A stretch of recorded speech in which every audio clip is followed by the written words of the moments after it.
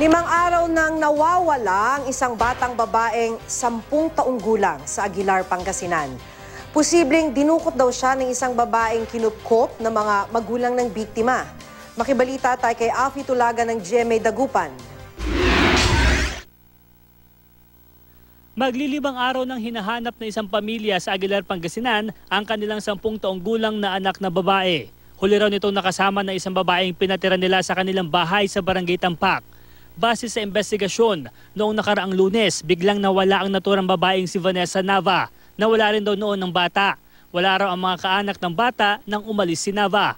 Hindi nga po nila naasahan ang gagawin po niya yun eh. Dahil pinatira na nga po eh. Naawa yung mga magulang ko, pinatira siya kasi wala silang matitira ng mga anak niya. Tapos po ganyan yung ginawa. Sinangaypan yung anak ko. 5 buwang tumira si Nava sa bahay ng pamilya ng batang nawawala.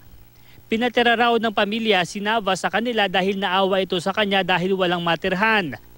Napalapit daw ang loob ng bata kay Nava. Base sa impormasyon, huling nakita si Nava sa bayan ng Lingayen, kaya naman naglibot doon ang pamilya ng nawawalang bata.